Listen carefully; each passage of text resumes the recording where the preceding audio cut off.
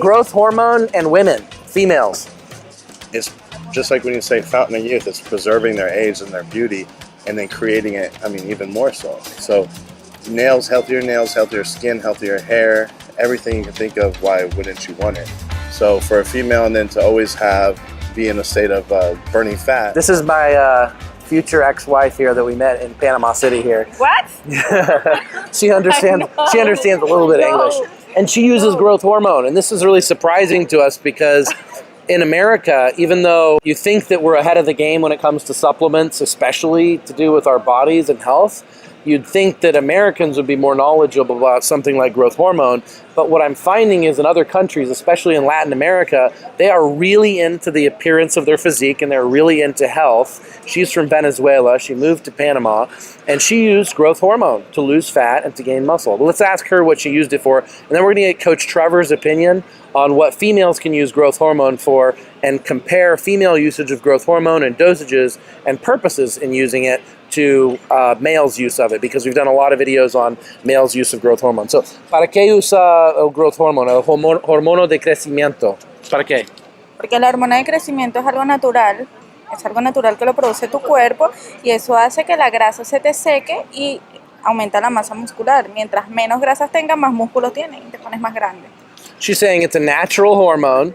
It helps burn fat and build muscle, and it's that simple. And ¿qué tipo úsalo? ¿Qué es el nombre del hormono de crecimiento que usas? Nortitropin, genotropin, Saizen. So she uses Saizen, genotropin, and Norditropin. Good brands. These are pharmaceutical grade brands, not generic brands. ¿Y cuánto usas? ¿Cuánto? Eso se usa por ciclo, un ciclo interdiario por un mes. Y luego le da un descanso de 3 meses y luego otro ciclo interdiario, o sea, un día sí, un día no, por un mes. Se da un descanso, a los 3 meses se coloca otro ciclo de un mes, un día sí, un día no.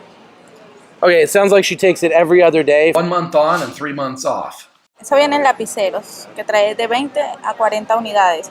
Y un lapicero, She says she uses a total of 200 units in 1 month, and each HGH pen comes in 20 to 40 units per pen, so each pen she uses between 1 and 5 times. ¿Un vez al día? una vez, un día sí, un día no. ¿Y a qué hora en el día? A cualquier hora. Okay, she takes it any time of day. She takes it 1 time per day. And Esta sobre todo se coloca en esta parte, que por acá pasa la hormona de crecimiento humana. En la boca del estómago, la coloca. pones aquí. Acá, justo acá, pasa la hormona de crecimiento humana. ¿En la grasa? ¿Pones en la grasa o en el músculo? No, acá la colocas y se distribuye por todo el cuerpo. Okay, so she puts it right here. Ser localizada. It's not, no, es localizada. No, solamente una ahí, acá pasa la hormona de crecimiento humano y se riega en todo el cuerpo. We can definitely improve her protocol. I think what she's doing is she's taking too much, not often enough, not realizing that for the fat burning effects that she's really looking for, growth hormone only lasts about 4 hours. I mean, yes, it does increase IGF, which has an afterburn effect, but for the most part, the peak fat burning time is only going to be 4 hours after the injection. If she's only doing 1 shot every other day, it's not going to be quite as effective. Now let's get Coach Trevor's opinion on female usage of growth hormone. Why would they use it, and what dosages would they take, and what's the difference between women using it and men? Are you talking in competition or just in health in general? Let's talk both. Okay, well, competition is the same reason as men, although I would say it's the same of the same importance, if not more, for females, because it doesn't create any androgen side effects that you would get from steroids. So facial viralization, any of those things you're not going to get with growth hormone in females. So it's almost more important to a female than a man when you think about it for muscle. And then the fat loss too. They don't have to run as much things that are going to have a lot of bad side effects. And the good thing, the positive side of that too for females is growth hormone is responsible for your hair, the thickness of your hair growth, the thickness of your fingernails, and the fingernail growth, your skin. It's everything. Everything you can think of for a female. Their skin tightens up, so wrinkles start to go away, or at least they slow it down from happening. Face changes, they get baby soft skin again. It's just like when you say fountain of youth, it's preserving their age and their beauty and then creating it, even more so. So nails, healthier skin, healthier hair, everything you can think of. Why wouldn't you want it? So for a female, and then to always be in a state of burning fat, why wouldn't you want it when you can stay lean and keep your skin good and less wrinkles and everything in between, and then all the health reasons for women. So when you're talking about dosing, you're talking about pharmaceutical grade for a woman that's not competing. I would say anywhere between 3 and 5 units a day, and it would be perfect. If the side effects aren't too bad for them. Yeah, now she's only taking it once a day, every other day for 3 months straight, and then she takes a break. Would she be better off for her purpose of building muscle and burning fat and taking a smaller dosage more frequently? And why do you think she's doing it every other day instead of every day?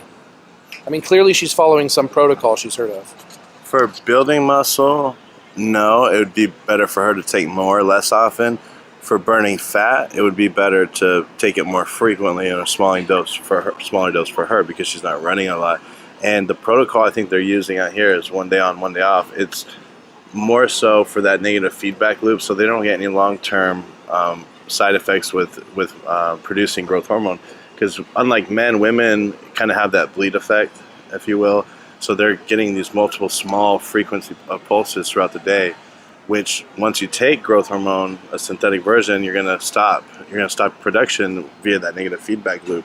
So it's kind of a little bit more of a problem for females than it would be a man, if you think about it. So doing the 1 day on, 1 day off for females keeps them producing their natural amount too. So there's basically side effect free. Assuming that the specific growth hormone that she's taking is been stored correctly, and so we can depend on the brand name. What do you think about the brands that she's using? Cyzen, the Humatrope, and the Norditropin. 3 best growth hormones you could buy. Wow. Amazing. And they obviously are available here in Panama. We heard from our friend that if you get a prescription here, you can get them from the pharmacy. Otherwise, you can buy them underground. But most of them actually do come from, I think, Venezuela, he said. And then the problem is they probably aren't stored correctly, and they're probably counterfeit. So it's important to understand that if you're gonna buy these things on the underground, that you know how to identify whether they're counterfeit or not. And sometimes it's very difficult to tell. We're gonna do future videos on how to tell what's counterfeit growth hormone and not.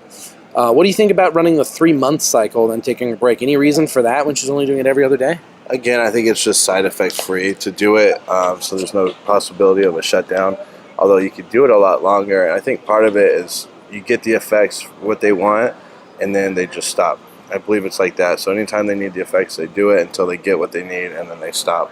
Unlike us, who would just take it indefinitely because it keeps you looking good all the time. Why not stay on it? So I think it's more, it actually makes a lot of sense. And the ability to be able to do that, come off and be okay and not want to be on it more and more is actually, I think, really good, because in America, we're going to just keep running it and running it and running it.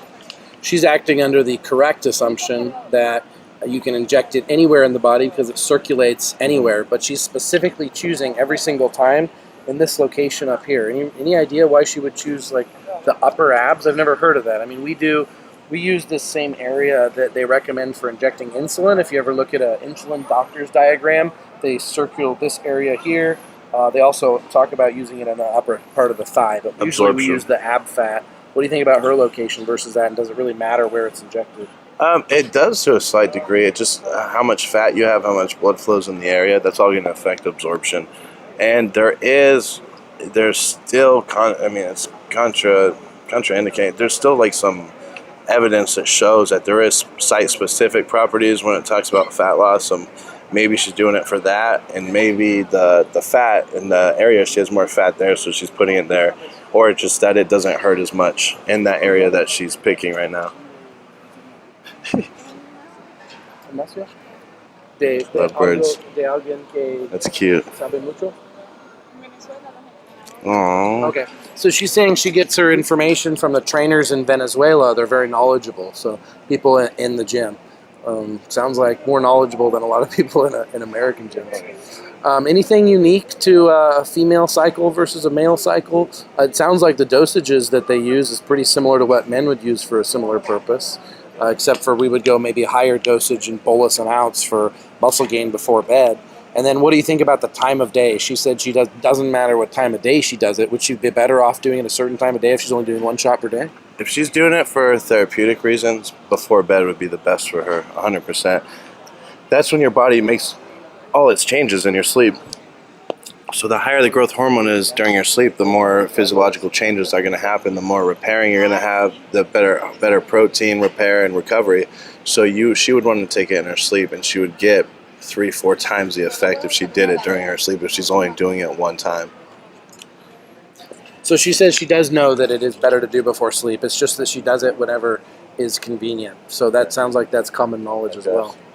So we're gonna stay down in Panama a little longer, and then we're gonna head to some other South American countries because I'm finding it absolutely fascinating learning from the other people here that are using growth hormone and other compounds like this to pioneer human evolution. And we're going to teach them what we know as well. We're going to also try to figure out how to get some more of these videos in Spanish because we ended up having a huge Spanish-speaking following down here in Panama and Costa Rica. We've had so many fans see that we're here on Snapchat and Instagram and meet up with us, which is so awesome. We want to encourage that, and we do love coming to South America almost as much as we love Asia. So we're going to come down here more, get things translated in Spanish, so look forward to that in the future. Be swole and swole, my friends of freedom, pioneers of human evolution.